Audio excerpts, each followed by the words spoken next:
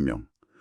이게 대한민국 경제활동 인구 전체랑 거의 맞먹는 숫자입니다. 네. 만약 이만큼의 개인정보가 유출됐다면 이건 그냥 보안사고가 아니라 뭐 거의 사회적 재난에 가깝지 않을까요? 그렇죠. 쿠팡 개인정보 유출 사태 분석 자료를 통해 이 사건의 표면 아래에 대체 무엇이 있는지 깊숙이 한번 파헤쳐 보겠습니다. 네, 근데 시작부터 좀 말씀드리자면 이건 단순히 해킹 당했다. 이걸로 끝날 문제가 전혀 아닙니다. 아, 그런가요? 유출된 정보의 내용이 너무 치명적이고 또 쿠팡이라는 회사의 국적이 너무 특수해서 이건 뭐 말 그대로 전례 없는 위기 상황에 놓여 있다. 이렇게 봐야 합니다. 바로 그 지점입니다. 한국에서 사업하지만 본사는 미국에 있는 쿠팡의 독특한 구조. 이것 때문에 한국과 미국 양쪽에서 동시에 법적 분쟁이 진행되는 아주 복잡한 상황이 됐죠. 맞아요. 오늘 저희는 보내주신 자료를 바탕으로 몇 가지 핵심 질문의 답을 좀 찾아보려고 합니다. 왜 이번 정보 유출이 유독 치명적인지, 그리고 미국에서 벌어질 소송의 진짜 무서움은 어디에 있는지, 네. 또 완전히 달라진 한국의 법은 쿠팡에 어떤 영향을 미칠지, 그리고 이 모든 것이 어떻게 한 기업의 존속 자체를 위협하게 되는지, 이런 것들이요. 맞습니다. 사건의 본질은 유출된 데이터의 성격과 쿠팡의 국적, 이 두 가지 키워드에 다 담겨 있습니다. 개인의 사생활은 물론이고 수많은 소상공인들의 영업비밀까지 통째로 넘어갔고 그 법적 책임은 한국과 미국 양쪽에서 물어야 하는 상황이니까요. 좋습니다. 그럼 첫 번째 키워드, 유출된 데이터의 성격부터 한번 파헤쳐보죠. 보통 개인정보 유출이라고 하면 다들 뭐 아이디나 비밀번호 정도를 떠올리잖아요. 그렇죠. 그런데 보내주신 자료를 보니까 이번 건은 아예 차원이 다르다고 지적하고 있어요. 유출된 데이터의 내용 자체가 그냥 폭탄이라는 거죠. 바로 그 점이 이번 사태를 진짜 치명적으로 만듭니다. 유출된 데이터가 크게 두 종류로 나뉘기 때문인데요. 아, 두 종류요? 첫 번째는 바로 여러분 같은 소비자 데이터, B2C 정보입니다. 이건 단순한 연락처나 주소가 아니에요. 당신의 모든 구매 이력, 결제 카드 정보, 그리고 모든 배송지 주소가 포함되어 있습니다. 잠시만요. 그 말은 제가 언제, 어디서, 무엇을, 얼마에 샀는지, 심지어 저희 집 주소, 회사 주소, 뭐 친구 집 주소까지 전부 다 넘어갔다는 뜻이네요. 정확합니다. 이게 왜 무섭냐면 이 데이터를 분석하면 당신의 취미, 관심사, 가족 구성원은 물론이고 심지어 특정 질병이 있는지 없는지까지 추론이 가늠해져요. 세상에. 예를 들어 어떤 의약품이나 건강보조제를 주기적으로 구매했다면 그 정보가 그대로 노출되는 거죠. 와, 이건 소름 돋는데요. 제 구매 목록을 줄줄 꿰고 있는 사람이 전화해서 고객님, 지난주에 주문하신 영양제 말인데요. 이러면 저라도 속겠어요. 네, 바로 그런 2차 범죄에 악용될 가능성이 매우 높다는 게 문제입니다. 범죄자가 당신의 최근 구매 목록을 읊으면서 접근하면 속아 넘어갈 확률이 훨씬 높아지겠죠. 아주 민감한 사생활 정보가 범죄의 무기가 되는 거네요? 생각만 해도 끔찍하죠. 근데 자료에서는 이게 끝이 아니라고 말하고 있어요. 어쩌면 더 심각할 수 있는 게 바로 판매자 데이터, B2B 정보의 유출이라고요. 그렇습니다. 이게 어쩌면 더 큰 재앙일 수 있습니다. 쿠팡에 입점한 그 수많은 소상공인들의 판매량, 재고, 상품 소싱처 같은 핵심 영업 비밀이 유출된 거거든요. 이건 뭐 한 회사의 재무제표랑 경영전략 보고서가 통째로 넘어간 것과 같아요. 어느 상품이 얼마나 팔리는지, 재고는 얼마나 쌓아두는지, 그리고 그 물건을 어디서 얼마에 가져오는지까지 전부 드러나는 거죠. 그건 마치 경쟁 식당에 우리 가게 비밀 레시피랑 모든 재료 공급처 리스트를 그냥 통째로 넘겨주는 것과 같네요. 그냥 장사 접으라는 이야기죠, 사실상. 정확합니다. 그래서 이게 재앙인 겁니다. 만약 이 정보가 경쟁사, 특히 자료에서 우려하는 것처럼 중국의 대규모 제조업체 손에 들어간다고 상상해 보세요. 아, 한국에 어떤 상품이 잘 팔리는지, 원가가 얼마인지 파악하고 더 싼 가격에 똑같은 물건을 만들어서 직접 판매하기 시작하면 한국의 소상공인 판매자들은 그냥 하루아침에 경쟁력을 잃고 생존을 위협받게 되는 겁니다. 이건 단순한 정보 유출을 넘어서 한국 유통 생태계 전체를 뒤흔들 수 있는 문제네요. 맞습니다. 여기서부터 정말 이야기가 복잡해지는데요. 자료에서는 차이나 리스크라는 지정학적 문제까지 언급하고 있습니다. 단순히 중국 업체가 정보를 악용할 수 있다. 이 차원을 넘어서는 이야기 같아요. 이건 어떤 의미인가요? 유출 경로에 중국 IP가 관여했거나 혹은 중국 내에 있는 쿠팡의 위탁 관리 인력에 의해서 정보가 빠져나갔다는 의혹이 제기되고 있다는 점입니다. 아, 만약 이 의혹이 사실로 밝혀지면 사건의 성격이 실수나 과실에서 고의적 범죄 혹은 국가 안보 문제로 비화될 수 있습니다. 파장이 완전히 달라지겠군요. 소비자들의 반응부터가 다를 것 같아요. 당연하죠. 한국 소비자들의 반중 정서를 자극해서 대규모 탈퇴로 이어질 수 있습니다. 내 정보가 중국으로 넘어갔다. 이 인식은 소비자들에게 엄청난 불안감을 주니까요. 하지만 더 중요한 건 쿠팡이 뉴욕증권거래소, 즉 NSY 1 상장사라는 점입니다. 아, 맞다. 중국 연루설은 미국 증권거래위원회, SEC라고 하죠. 기업들의 회계나 공시를 감시하는 미국의 금융경찰 같은 곳인데 바로 그 SEC의 직접 조사를 유발할 수 있는 중대한 변수입니다. 그렇군요. 미국은 자국 증시에 상장된 기업이 국가 안보와 관련된 리스크, 특히 중국 관련 리스크를 제대로 관리하지 못했을 때 매우 민감하게 반응하거든요. 결국 유출된 데이터 종류가 너무 치명적이다 보니 이게 법적으로는 어떻게 번질지가 가장 궁금해지네요. 특히 쿠팡은 미국 회사이기도 하니까 문제가 훨씬 복잡해질 것 같습니다. 네. 많은 분들이 미국식 징벌적 손해배상으로 거액을 받을 수 있을 거라고 기대하는데 자료를 보니 현실은 좀 다른 것 같더라고요. 맞습니다. 그 부분이 많은 분들이 오해하고 있는 지점입니다. 미국 소송은 크게 두 갈래로 나뉘는데 그 결과는 완전히 다를 겁니다. 아, 두 갈래. 첫 번째가 바로 말씀하신 소비자 집단 소송입니다. 네, 바로 그 수백만 원씩 배상받을 수 있다는 기대를 갖게 하는 소송이죠. 하지만 자료 분석에 따르면 이 소송의 실익은 매우 제한적일 가능성이 높습니다. 왜죠? 가장 큰 허들이 피해 입증의 어려움이에요. 미국 연방법원은 내 정보가 유출됐다는 사실만으로는 부족하고 그로 인해 구체적이고 실질적인 금전적 피해가 발생했다는 것을 원고가 직접 증명하라고 요구합니다. 실질적인 금전적 피해라면 구체적으로 어떤 건가요? 그냥 내 정보가 유출돼서 찝찝하고 불안하다 이런 건 안 쳐준다는 거네요. 그렇습니다. 예를 들어 내 정보가 유출된 뒤에 실제로 내 은행 계좌에서 돈이 빠져나갔다거나 신용카드가 도용돼서 피해를 봤다는 것을 명확한 증거로 입증해야 합니다. 아, 혹은 신원 도용을 막기 위해 내가 직접 돈을 써서 유료 보안 서비스를 이용했다는 영수증이라도 있어야 하죠. 3,370만 명 중에서 이걸 증명할 수 있는 사람이 과연 몇이나 될까요? 듣고 보니 정말 극소수일 것 같네요. 네, 자료는 미국 역사상 최대 규모의 개인정보 유출 사건이었던 신용정보회사 에퀴펙스 사태를 예로 들고 있습니다.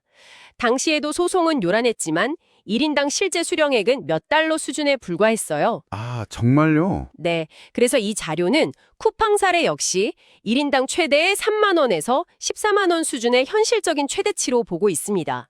물론 실제 계좌 탈취 같은 직접적인 피해를 완벽하게 증명한 소수에게는 더 큰 배상액이 돌아갈 수 있겠지만요. 듣고 보니 좀 이상한데요. 소비자 소송은 생각보다 돈이 안 된다면서요. 네. 근데 왜 월가의 그 비싼 로펌들이 이 사건에 전부 뛰어들고 있는 거죠? 뭔가 다른 노림수가 있다는 뜻 아닌가요? 바로 그겁니다. 이게 진짜 핵폭탄입니다. 핵폭탄이요? 월갈 로펌들이 노리는 건 소비자가 아니라 바로 주주입니다. 주주요? 소비자 소송이 민사 소송이라면 주주 집단 소송은 미국 증권법에 근거한 증권 사기 소송입니다. 완전히 차원이 다른 이야기죠. 증권 사기 소송이요? 정보 유출이 어떻게 증권 사기가 되는 거죠? 투자자들은 이렇게 주장할 겁니다. 쿠팡 경영진이 회사의 보안이 얼마나 취약한지 그리고 중국과 관련된 리스크가 얼마나 큰지 알면서도 우리에게 알리지 않았거나 혹은 반대로 우리 보안은 완벽하다고 거짓말을 해서 우리가 그 말을 믿고 투자했다가 주가 폭락으로 피해를 봤다고요. 아, 이건 고객 정보 보호 실패가 아니라 투자자 기만 행위로 소송을 거는 겁니다. 와, 관점이 완전히 다르네요. 여기서 핵심은 피해액을 어떻게 산정하는 애일 것 같은데요. 맞습니다. 여기서 손해액은 주가 하락분 전체가 됩니다. 개인의 피해액과는 비교가 안 되죠. 주가 하락분이요. 예를 들어 이 사태가 공개된 후 쿠팡의 주가가 10%만 떨어져도 시가총액이 수십조 원인 쿠팡에서는 수조 원의 주주 가치가 순식간에 사라집니다. 그게 그대로 소송 가액, 즉 주주들이 돌려달라고 요구하는 돈의 기준이 됩니다. 상상도 안 되는 규모네요. 근데 경영진이 알면서도 숨겼다는 걸 어떻게 입증하죠? 뭐 이건 비용 때문에 못합니다 같은 말을 문서로 남겨둘 경영진이 있을까요? 좋은 질문입니다. 바로 그래서 미국 소송에 디스커버리라는 무서운 증거 개시 절차가 있는 겁니다. 디스커버리요? 소송이 시작되면 회사는 내부의 모든 이메일, 회의록, 메신저 대화, 보고서를 원고 측 변호사에게 제출해야 합니다. 잠시만요. 그럼 소송이 시작되면 회사 내부의 모든 이메일과 회의록을 그냥 다 열어봐야 한다는 건가요? 네, 변호사들이 샅샅이 뒤질 수 있다는 거죠. 이건 정말 무서운 겁니다. 와, 네, 바로 그 과정에서 결정적 증거, 즉 스모킹 건이 나올 수 있습니다. 예를 들어 보안팀이 여러 차례 위험성을 경고했지만 경영진이 비용 문제로 이를 묵살했다는 내용의 내부 이메일이라도 하나 나온다면요. 그건 경영진의 고의성을 입증하는 결정적 증거가 됩니다. 그런 증거가 나오면 쿠팡은 재판에서 이길 가능성이 거의 없고 천문학적인 합의금을 물고 끝내야 할 수도 있어요. 그렇군요. 미국의 대형 로펌들이 소비자 소송보다 이 주주 소송에 화력을 집중하는 이유가 바로 여기에 있습니다. 이길 확률도 높고 이겼을 때 보상도 훨씬 크기 때문이죠. 미국 상황이 정말 살얼음판 같군요. 오케이, 그럼 미국이 거대한 지뢰밭이라는 건 알겠습니다. 그렇다면 한국에서는 어떻게 될까요? 한국 법도 예전과는 많이 달라졌다고 하던데요. 네, 아주 중요한 지점입니다. 이번 사태는 2023년에 대대적으로 개정된 개인정보보호법의 첫 번째 시험대가 될 가능성이 매우 높습니다. 아, 첫 시험 때. 그래서 전례 없이 강력한 규제가 예상됩니다. 개정법의 가장 큰 차이점이 뭔가요? 핵심은 과징금 상한선이 전체 매출액의 3%로 바뀌었다는 점입니다. 전체 매출액이요? 이전에는 정보 유출과 관련된 매출액을 기준으로 해서 과징금이 기껏해야 수억 원에 그치는 경우가 많았는데 이제는 쿠팡의 연간 총매출액을 기준으로 계산합니다. 쿠팡의 연간 매출이 수십조 원이니까 3%면 잠깐만요. 계산이 안 되는데 정말 조 단위 과징금이 나올 수도 있겠네요. 그렇습니다. 자료에 따르면 쿠팡의 연간 매출을 고려할 때 과징금이 최대 1조 원에 육박할 수 있다고 분석합니다. 이건 연간 영업이익을 전부 토해내고도 모자랄 수 있는 어마어마한 규모입니다. 와, 특히 이번 사태처럼 전 국민의 데이터가 유출되고 해외 유출 의혹까지 있는 사안에 대해 규제 당국이 시범 케이스로 삼아서 무관용 원칙을 적용할 가능성이 매우 높습니다. 법이 정말 무섭게 바뀌었군요. 혹시 또 다른 변화도 있나요? 입증 책임의 전환입니다. 과거에는 피해자들이 기업의 잘못이 있다는 것을 하나하나 증명해야 했습니다. 힘들었죠, 그게. 하지만 이제는 반대로 쿠팡이 스스로 우리는 잘못이 없다. 우리는 최선을 다해 정보를 보호했다는 것을 증명해야 합니다. 네. 이걸 증명하지 못하면 책임을 져야 하죠. 아, 또 법원은 실제 손해액의 최대 3배까지 배상하라고 명령할 수 있는 징벌적 손해배상제도 도입되었습니다. 그렇군요. 한국에는 미국식 집단소송 제도는 없지만 수십만 명의 피해자들이 모여서 개별 소송을 제기한다면 그 자체만으로도 쿠팡의 행정력을 마비시킬 정도의 큰 부담이 될 겁니다.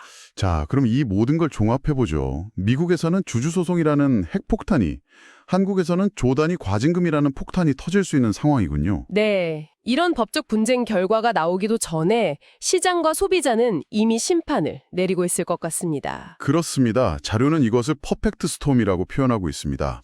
여러 악재가 동시에 덮치는 최악의 상황이죠. 퍼펙트 스톰. 먼저 현금 흐름에 직접적인 타격을 줍니다.